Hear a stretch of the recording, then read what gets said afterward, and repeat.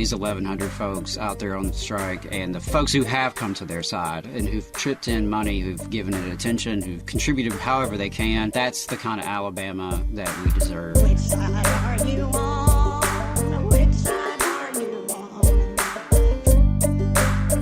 Down in Brookwood, there was a rally last week that had thousands of folks from all over the country, retired mine workers, other union members, flight attendants, federal workers, teachers, iron workers, transport workers, all sorts of folks came from across the country. It was like 3,000 people. It was a lot of folks to show their support for the striking miners in Brookwood, Alabama, who are striking against Warrior Met. They have been on strike for a year now.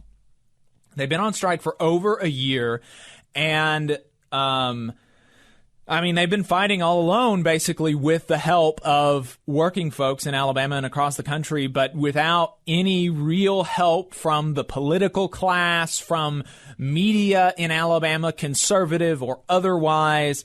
You'd be forgiven for not hearing about it if you mainly get your news from conservative talk radio, because they were too busy covering the important stuff, like the fact that Jefferson County schools are no longer going to be bombarding random ball game goers with state-sanctioned prayer.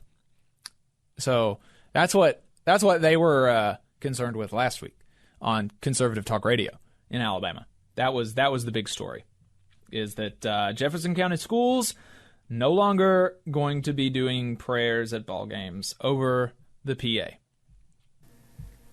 But they still will in plenty of other places in Alabama, let me assure you of that. If you haven't been to a Friday night football game in a while, especially in your county school systems or some of your more rural school systems, yeah, it absolutely happens. Now, I was told that such things no longer exist, and that's why America's going down the shitter, is because we don't have prayer in schools.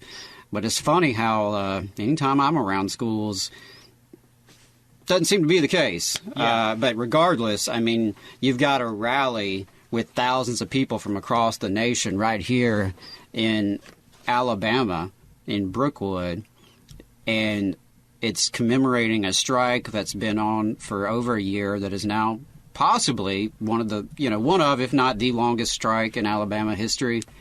It is the longest now in Alabama history. So, and David, I see your comment. Hope you have a great weekend, man. Thanks again for tuning in and for all your support. Same to Jeb and everybody else who's been tuning in today and chatting in. Definitely enjoy the back and forth and the dialogue. That is one of the cool things about doing it live. Yes. But I was not able to go to the rally on Wednesday. I was at work with my IATSE brothers and sisters putting together Disney on Ice.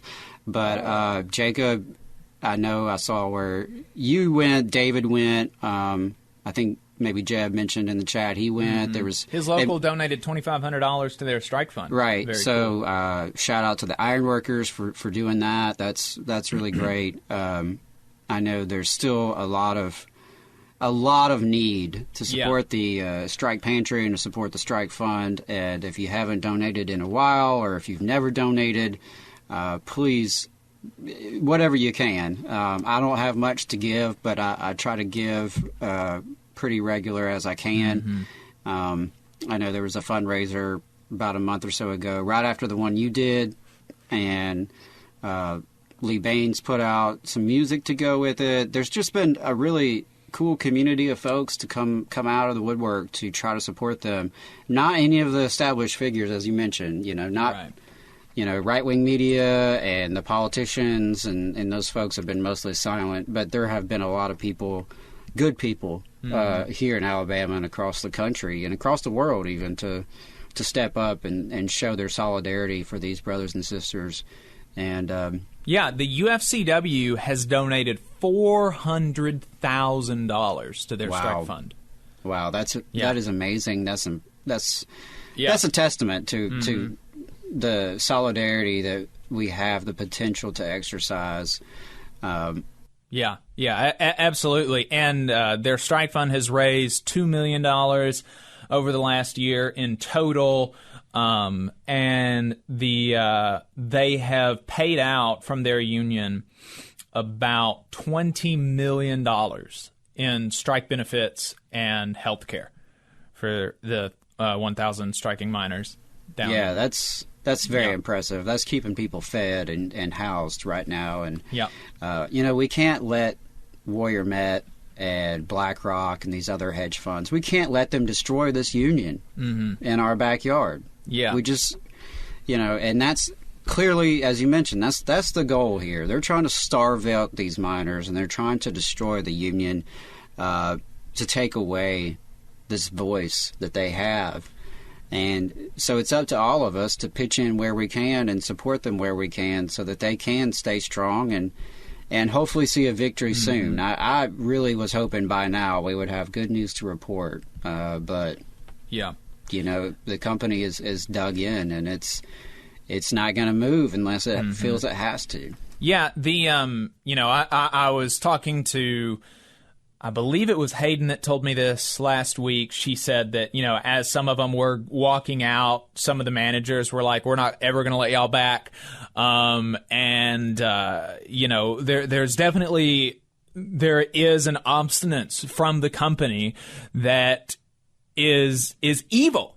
It is. And the fact that there are people who portray themselves as advocates and working class and coal miners heroes that have yet to say anything about this speaks volumes. And it's frustrating, but it is amazing seeing them hold out this long. There's one local that Hayden said last week that they still haven't had a single person cross the picket line, which is amazing after a year on strike, not to have one scab from that local. And just as a reminder, folks, they are advertising all across the country to bring in these scabs. They're looking for them. They're bringing in people from out of state. And of course, there's some local folks as well, unfortunately. But it's a very important struggle, and I'm very proud. This is what makes me proud about Alabama. There's a lot of shit about our state that makes me disturbed. That it can be demoralizing at times. But this is the kind of Alabama that we can be proud of. These 1,100 folks out there on strike, and the folks who have come to their side and who've chipped in money, who've given it attention, who've, contributed however they can. That's the kind of Alabama that we deserve. Absolutely. Yeah. It's amazing seeing what they've been able to do. And, there have been actually reports that there have been some movement, but there's still not enough to actually, warrant ratifying a contract over, which is unfortunate. This is certainly a situation where if a year ago they had just given them what they had in 2015, both parties would be significantly better off as far financially. Yeah. Financially. But that's not all the company cares. The company wants to retain their power.